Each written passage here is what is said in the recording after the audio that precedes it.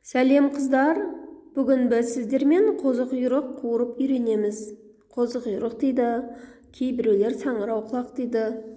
Мінекей, біздің қолымызда таудан жаңадан теріліп әкелген қозықұйрық.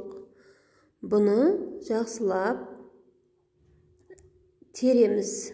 Арасына қоқым, тастан, шөп-шаламнан тазартып аламыз да, әдемелеп түбін кесіп тастаймыз.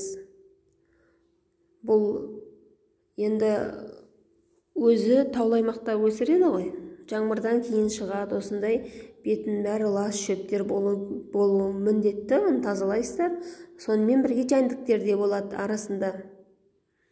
Оларды да алып реттейсіздер. Мінекей, арасында қалташалардың бәріндегі қалған тастарды, шөптерді алып реттестіресіздер. Мінекей, мен тазалау барысында осындай жәндіктермен таныса бастадым. Міне кетіп баратыр. Әні. Енді міне тазаланған қозықұйрықтарымызды алып, әдемелеп салқын суда 2 немесе 3 рет жуып аламыз. Жуғанда да мынандай қалташалардың арасына су кіргізіп, онша-мұнша қалып кеткен тастарын бәрін аламыз. Сосын бетіндегі қара дақтарды жуамыз. Міне тазаланып жатыр шетінен. Осылай 2-3 рет жуып реттеп аламыз. Және де кастрөлімізге су құйып, қозықұйрықтарымызды ішіне салып қайнатамыз, тұз саламыз. Тұзын басырымдарақ қылған жақсы. Молдау қоса беріңіз тұзды. Мен 2 рет қайнаттым. Сіз 1 рет қайнатсаңыз да болады, 2 рет қайнатсаңыз да өз қалауыңызша. Оға дейін біз картошкамызды ашып, дайындап қоямыз.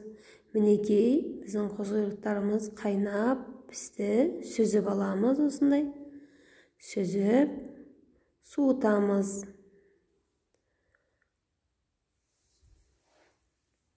Оға дейін картоплымызды ұзыншалап турап қоямыз.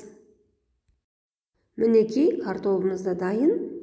Онымен қоса қозықұйрықтарды да осылай ұзынша етіп турай бастаймыз. Әдемілеп екеуіне біркелкетіп турап, қызып тұрған майда қуырып аламыз.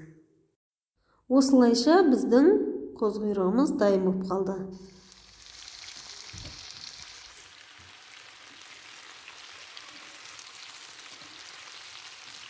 Міне осылай, міне біздің қозықұйрығымыз пісті. Иісі мұрынды жарып баратыр. Бүкіл жерді алып. Мінекей, сіздермен осы қуыру жолын бөлістім.